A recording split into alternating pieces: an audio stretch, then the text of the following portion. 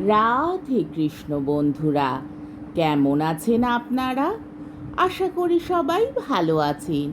আজকে আবার একটা নতুন ভিডিও নিয়ে হাজির হয়ে গেছি। ভিডিওটি শেষ অবধি দেখার অনুরোধ রইল। আজকের গল্প তারাশঙ্কর বন্দ্যোপাধ্যায়ের অন্যতম শ্রেষ্ঠ উপন্যাস হাঁসুলি বাঁকের উপকথা। আজকে উপন্যাসে ৬৬ পর্ব। ঘোড়াগোত্র কাহারদের ডাক এসেছে। বর কনের পালকি বহন করতে হবে। ইলাম বকশিস, কাপড়, পুরানো জামা, মদ, পেট ভরে লুচি মন্ডা। যেতে হবে বইকি, তারা যাবে। আটপৌরেদের রায়বেশের দল আছে, ওদেরও নিয়ে যাবে। আলাদা হলে ওরাও কাহার, তারাও কাহার, পরমকে বলা যাক। পরমের ঘরে কালো শশীকেও একবার দেখে আসা হবে। এই খানিক আগে শিলাবর্ষণের সময় কালো শশী এসেছিল নীলবাঁধ থেকে হাঁস তুলে নিতে। যাবার সময় বক্র কটাক্ষ করে গিয়েছে। সম্ভবত রাগ করেছে সে। রাগ হবারই কথা।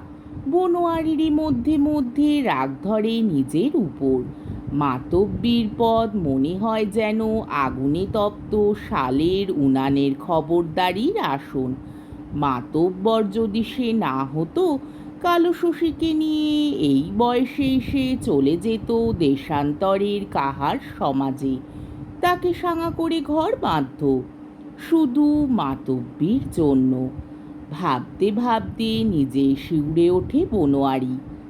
বহু ভাগ্যের মনুষ্য জন্ম পেয়েও পূর্বজন্মের হীনকর্মের জন্য নিচকুলে জন্ম হয়েছে। ঘোড়া কোত্র কাহার মানুষ হয়েও ঘোড়ার মতো উচ্চকুলের মানুষদের বহন করতে হয়। পালকির ডান্ডা ঘাড়ে নিয়ে ঘাটা পড়ে সেখানে। বাঘ বইতে হয়। মনিব বাড়ির মরা গরু মোষ কুকুর বিড়াল ফেলতে হয়েছে এককালে। কালের গুণে বহু কষ্টে বনোয়ারির মাতব্বীর আমলেই তা থেকে রেহাই পেয়েছে। কিন্তু চরণের তলে তো থাকতেই হবে চিরকাল। এসব পূর্বজন্মের ফল। আবার এ জন্মে মন্দ কাজ করে কাহার থেকেও নিচকুলে জন্মাবে। কালারুদ্রের চড়কের পাটায় সে চেপেছে এবার। চড়ক পাটার লোহার কাটায় শুয়ে আকাশ পানে চেয়ে ডেকেছে বাবাকে। বাবা দয়া করেছেন। আবার সে পাপ করবে? আবার? না না, ক্ষমা করো প্রভু, ক্ষমা করো। কিন্তু দেখতে দেখা করতে দোষ কি? তাতে তো পাপ নাই। কালো শশীকে দেখবে, বুঝিয়ে বলবে তাকে, এ জনমে হলো না ভাই। আসছে জনমে যাতে তুমি পাও আমাকে, আমি পাই তোমাকে, তার লেগে বাবার থানে দুবেলা পেনাম করো। কালারুদ্রের থানে বটগাছের ডালে ঢেলা বেঁধো, আমিও তাই করব। আর মনের আগুনে পোড়ো, আমিও পুড়ি। পুড়ে পুড়ে খাঁটি হই জ্বলুক। দিবানিশি কুলকাঠের আঙুরার মতো ভালোবাসার আগুন ধিকি ধিকি জ্বলুক। ওই পুণ্যেই পাবো আমরা দুজন দুজনকে। রতন, প্রহ্লাদ ও ছোকরারাও খুব উৎসাহিত হয়ে উঠেছে। অনেক দিন পর মোটা পাওনার ভালো বায়না এসেছে। উৎসাহে সদ্য এত বড় ঝড় এবং শিলাবৃষ্টির কথা ভুলে গিয়েছে। বাত অর্থাৎ আবহাওয়া হয়েছে ভালো। এই জল এবং শিলাবৃষ্টির পরদিন হবে ঠান্ডা। ওদিকে মাঠে হয়েছে কাদা, সেখানে কাজ নাই। মুনিবদের চাল ভিজে ডব ডব করছে। ও চালে এখন কদিন চাপা যাবে। নিশ্চিন্ত অর্থাৎ নিশ্চিন্ত হয়ে চলো সব। মিত্রি গোপালপুরে কায়স্থ মশাইদের উন্নতির অবস্থা। জাঙ্গলের ঘোষ মশাইদের বাড়ন্ত, তাদের ছেলের বিয়ে, ধুমধামের বিয়ে। বিলাতি বাজনা, গড়ের বাদ্যি, ঢোল সানাই, রসন চৌকি, খ্যামটা নাচ রায়বেশে সে অনেক কাণ্ড।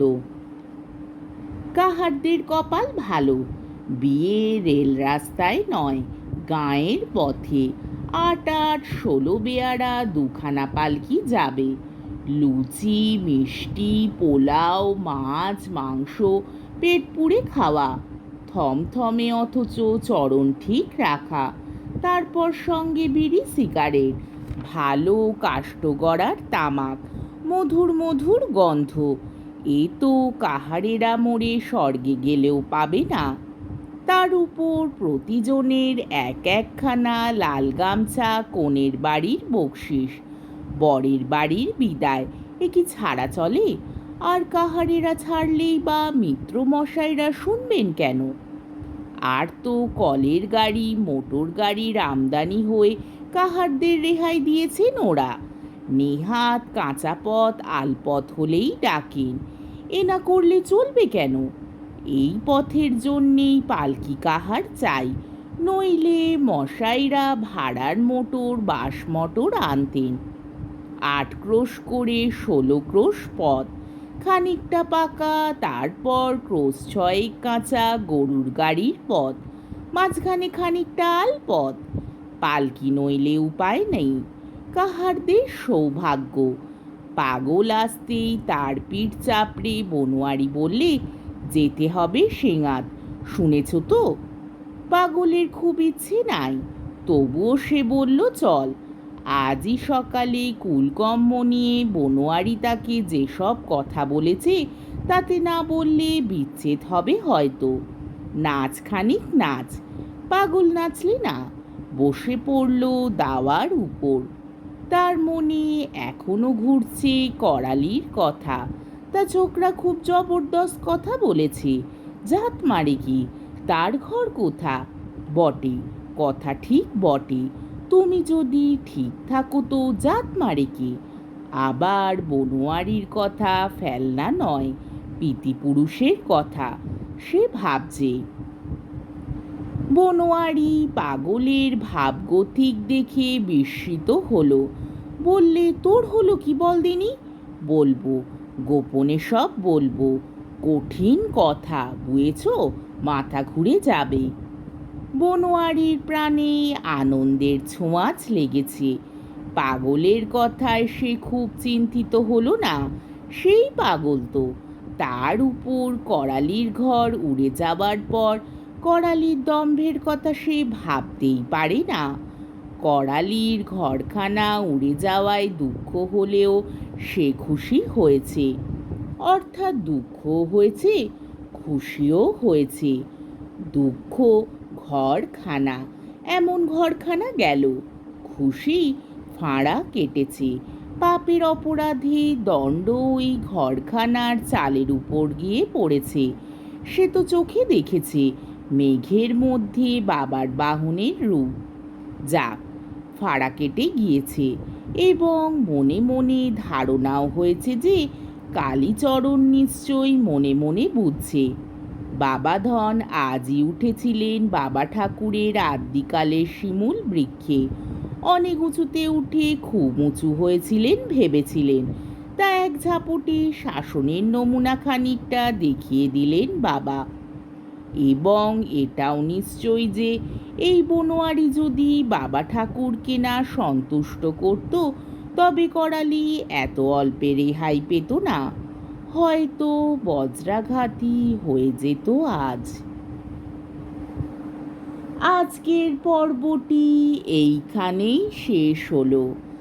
আমার ভিডিওটি যদি আপনাদের ভালো লেগে থাকে তাহলে আমাকে কমেন্টের মাধ্যমে আপনাদের মূল্যবান মতামত অবশ্যই জানাবেন এবং আমার ভিডিওটিকে লাইক ও শেয়ার করার ও আমার চ্যানেলটিকে সাবস্ক্রাইব করারও অনুরোধ রইল।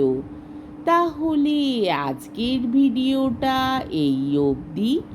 পরের দিন আবার এই উপন্যাসেরই ৬৭ পর্ব নিয়ে হাজির হয়ে যাব। ততক্ষণ পর্যন্ত আপনারা সবাই ভালো থাকবেন, সুস্থ থাকবেন, সাবধানে থাকবেন এবং আমার ভিডিওটি দেখতে থাকবেন। তাহলে আজকে আসি। রাধে কৃষ্ণ।